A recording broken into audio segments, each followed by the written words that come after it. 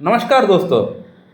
आज का ये केस सभी को देखना चाहिए। जो डॉक्टर्स है, जो स्टूडेंट्स है वो तो देखेंगे, मुझे पता है, लेकिन जो होम्योपैथिक लवर्स है, जो लोग होम्योपैथी को फॉलो करते हैं या लवर्स नहीं भी है, जिनको लगता है कि होम्योपैथी काम नहीं करता, होम्योपैथी बेकार है, किसी काम की नहीं है, तो उन लोगों को भी देखना चाहिए कि हम लोग होम्योपैथी में कौन सा एंगल से मेडिसिन प्रिस्क्रिप्शन करते हैं, किस तरह से पेशेंट को हम लोग ठीक कर सकते हैं। जो एक जेन्युइन होम्योपैथ है किस तरह से अपना पेशेंट को ठीक कर सकता है।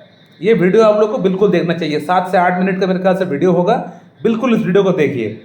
ये जो आप पेशेंट का स्क्रीनशॉट देख रहे हैं, इस पेशेंट को बेसिकली 5-6 समस्या डेवलप हुआ है। बेसिकली प्रॉब्लम यही है कि इनको इरेक्टाइल डिस्फंक्शन का प्रॉब्लम है, मॉर्निंग इरेक्शन ठीक से नहीं आता है, एंकोलाइजिंग स्पॉन्डिलाइसिस का प्रॉब्लम है, गर्दन में पेन होता है, दर्द होता है, हाथ पैर में जलन होता है, घर से बाहर जाने का मन नहीं करता है, एंजाइटी डेवलप हो चुका है, एंजाइटी न्यूरोसिस जिसको हम लोग बोलते हैं। साथ ही साथ नींद इनको नहीं आता है, सोने का मन नहीं करता है, रात को नींद नहीं आता है और चक्कर भी इनको आता है। तो ये तमाम समस्याएं इनका अंदर थी नहीं इससे पहले, ये अचानक डेवलप हुआ है पिछले 2 महीने में। एक्चुअली ये पेशेंट किसी अपना फ्रेंड जो कि अस्पताल में एडमिट था उसको देखने के लिए हुआ गया था। उसको देख के वो रिटर्न आ ही रहा था। देख के रिटर्न आते वक्त इनका आंख के सामने कोई एक नौजवान का एक्सीडेंट हो गया और उस एक्सीडेंट में उस व्यक्ति का मृत्यु हो गया। और ये एक्सीडेंट उसका आंख के सामने सब कुछ घटा, ब्लड वगैरह सब कुछ देखने के बाद उनसे सहन नहीं हुआ। उनको वहीं पर चक्कर जैसा फील होना स्टार्ट हो गया, उल्टी जैसा आना स्टार्ट हो गया। उसको वो देख के विचलित होना उसका मन स्टार्ट हो गया। वो घर वापस आने लायक नहीं थे ये पेशेंट। किसी प्रकार घर तो वो आ गया, लेकिन वो इंसिडेंट को अपना आंख के सामने देखने के बाद से ही इनका अंदर रात का नींद गायब हो गया। इनको भूख प्यास सब लगना बंद हो गया। इनका गर्दन में पेन, जो स्पॉन्डिलाइसिस का जो पेन है वो स्टार्ट हो गया। ये अक्सर होता है डोपामाइन घट जाने के कारण से। डोपामाइन जो हार्मोन है ये हमें रिलैक्स फील कराता है, अच्छा फील कराता है। एंडोमॉर्फिन जो हार्मोन है अच्छा फील कराता है, ये घट जाता है तभी इस तरह का कंडीशन डेवलप हो जाता है हमारा अंदर। तो इस पेशेंट का अंदर अब जीने का मन नहीं कर रहा है, कुछ भी अच्छा नहीं लगता है। इनका शादी सामने होने वाला है, 8 से 4-6 महीना बाद शादी है। इस बात को सोच सोच के और वो परेशान हो रहा है कि मेरा शादी सामने है, मैं कैसे शादी करूँगा।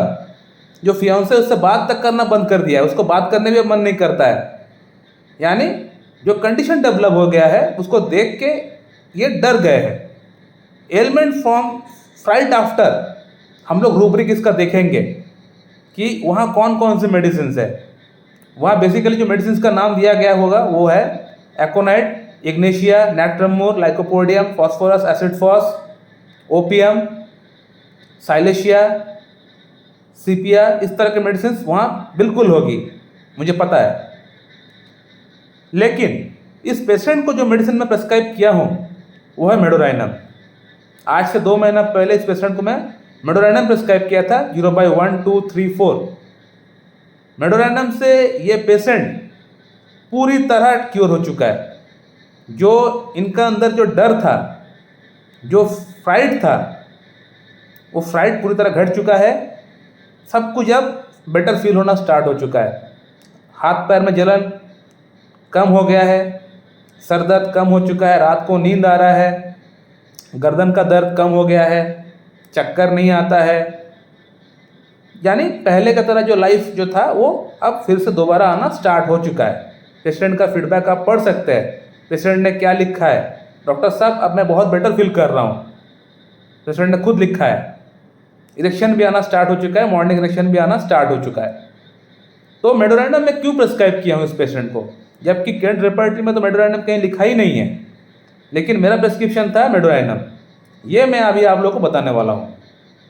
ये मैं केंट रेपर्टरी आप लोगों के लिए खोल कर रखा हूँ दिखाने के लिए कि जिस गाइडिंग सिम्टम का, जिस एलिमिनेटिंग सिम्टम का मैं बात कर रहा था कि एलिमेंट फ्रॉम फ्राइट आफ्टर, यानी जो पेशेंट का लाइफ में जो घटना घटा, जो डर इस पेशेंट का मन में बैठ गया है, उसको ठीक करने के लिए, दूर करने के लिए कौन कौन सी मेडिसिन का हम लोग इस्तेमाल में रख सकते हैं, देख सकते हैं। तो वहाँ कौन कौन सी मेडिसिन है ब्लॉग लेटर में आप देख सकते हैं। जिन मेडिसिन का नाम मैं थोड़ी देर पहले आप लोगों को बताया वही मेडिसिन का नाम यहाँ भी दिया गया है एकोनाइट है, ओपियम है, नाट्रमूर है, लाइकोपोडियम है, फास्फोरस है, एसिड फॉस है, साइलेशिया है, पल्सटिला है। इसको छोड़कर और भी बहुत सारे मेडिसिन सेकंड ग्रेड में है, लेकिन मेडोराइनम का नाम कहीं भी नहीं है, ना फर्स्ट ग्रेड में ना सेकंड ग्रेड में।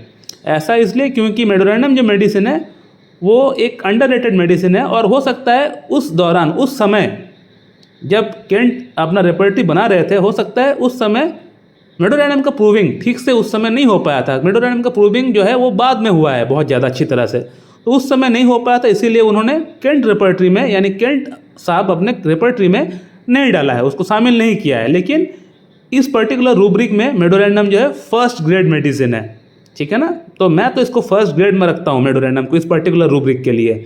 और एक रूब्रिक है एलिमेंट फ्रॉम नॉइज आफ्टर, यानी बहुत सारे पेशेंट ऐसे होते हैं जिनको नॉइज़ बिल्कुल पसंद नहीं होता है, तो इस पेशेंट को भी नॉइज़ बिल्कुल अच्छा नहीं लगता है। नॉइजी प्लेस, नॉइजी जगह पे जाने से इनको हाथ पैर कांपता है, डर लगता है। वो रूब्रिक में आप लोग को दिखाऊंगा थोड़ी देर में, आप देखते रहिए। ये देखिए, ये केंट रेपर्टरी में आप लोग को मैं दिखाना चाहूँगा कि सेंसिटिव नॉइज़ टू, यानी नॉइज़ से परेशान जो लोग हो जाते हैं, तो यहाँ भी कहीं भी आप लोग देख सकते हैं कि मेडोराइनम का नाम नहीं दिया गया है। बहुत सारे मेडिसिन ब्लॉक लेटर में है, लेकिन मेडोराइनम का नाम यहाँ कहीं भी नहीं दिया गया है, ठीक है। लेकिन इस पर्टिकुलर रूब्रिक के लिए भी मेडोराइनम फर्स्ट ग्रेड में ही आता है। तो बड़े पिकुलर सिम्टम पेशेंट का अंदर मैच हुआ। एक एलिमेंट फ्रॉम फ्राइट आफ्टर, जो कि एलिमिनेटिंग सिम्टम है, जो कि गाइडिंग सिम्टम है, जो कि कीनोट सिम्टम है।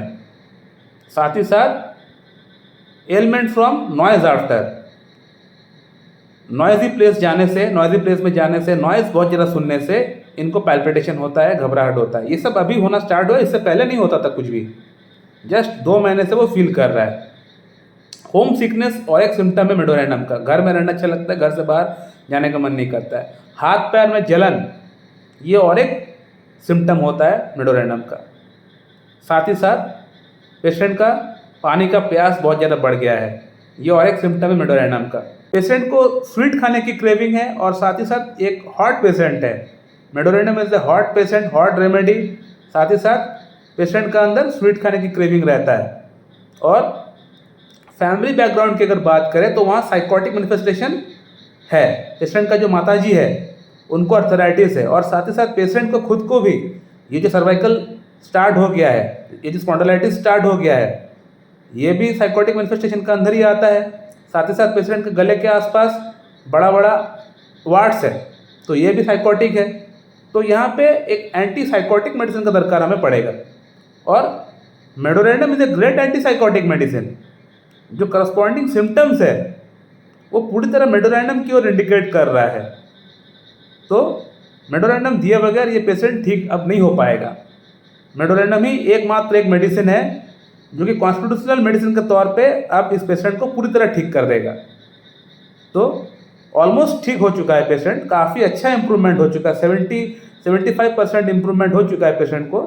रिमेनिंग जो इम्प्रूवमेंट थोड़ा बहुत बचा हुआ है, ये आगे का मेडिसिन से पूरी तरह हो जाएगा। तो मेरे ख्याल से इस वीडियो से आप लोगों ने ये देख लिया है कि होम्योपैथी मेडिसिन फिक्स नहीं होता है, ये patient to patient, case to case vary करता है। अब अगर ये पेशेंट मेरे पास आके मुझे बोलते डॉक्टर साहब मुझे इरेक्टाइल डिस्फंक्शन का प्रॉब्लम है, बाकी प्रॉब्लम से अगर मुझे नहीं बताते, सिर्फ मुझे ये बोलते कि डॉक्टर साहब मुझे इरेक्टाइल डिस्फंक्शन का प्रॉब्लम है, मुझे आप ठीक कर दो, तो इस पेशेंट को मैं वही एग्नस कैस्टस बोला होता, कैलाइडियम बोला होता, या टेस्टिसिकार्डी खाने के लिए बोला होता, अश्वगंधा खाने के लिए बोला होता। तो क्या इन मेडिसिन से इस पेशेंट का प्रॉब्लम ठीक हो जाता? नहीं होता, बिल्कुल भी नहीं होता। तो फिर ये पेशेंट क्या बोलता, डॉक्टर साहब बेकार है, होम्योपैथी काम नहीं करता है। तो मेरा बदनाम होता, साथ ही साथ होम्योपैथी का बदनाम होता। तो इस पेशेंट से मैं बात किया, पूरा थॉरोली केस टेकिंग किया, प्रॉब्लम का रूट क्या है वो जानने का प्रयास किया, तब जाके जो मेडिसिन का सिलेक्शन किया वो मेडिसिन काम किया। सिंगल मेडिसिन प्रेस्क्राइब किए, कोई 8-10 मेडिसिन प्रेस्क्राइब नहीं किए इस पेशेंट को, सिंगल मेडिसिन से प्रॉब्लम ठीक हो गया। बहुत अच्छा इंप्रूवमेंट हो गया इस मेडिसिन से, बहुत अच्छा इंप्रूवमेंट आना स्टार्ट हो चुका है, बहुत बढ़िया मॉर्निंग इरेक्शन आना स्टार्ट हो गया, बहुत अच्छा लिबिडो डेवलप होना स्टार्ट हो गया इस मेडिसिन से। और सिर्फ ये नहीं कि सिर्फ मॉर्निंग इरेक्शन आना स्टार्ट हो गया, लिबिडो डेवलप हो गया, इरेक्शन ठीक हो गया, बाकी प्रॉब्लम में भी इंप्रूवमेंट पूरी तरह आ गया है। यानी रात को नींद आ रहा है, हाथ पैर का जलन कम हो गया है, बाहर जाने का मन कर रहा है, पैल्पिटेशन घबराहट कम हो गया है, भूख प्यास लग रहा है, गर्दन में जो पेन हो रहा था वो कम हो गया है। तो ओवरऑल इम्प्रूवमेंट हुआ है। ओवरऑल इम्प्रूवमेंट इसलिए हुआ है क्योंकि हम जो इनको मेडिसिन प्रिस्क्राइब किए हैं वो टोटालिटी के बेस पे मेडिसिन प्रिस्क्राइब किए हैं, तो ओवरऑल इम्प्रूवमेंट पेशेंट का अंदर आना स्टार्ट हो गया है, सभी एस्पेक्ट में इम्प्रूवमेंट होना स्टार्ट हो गया है।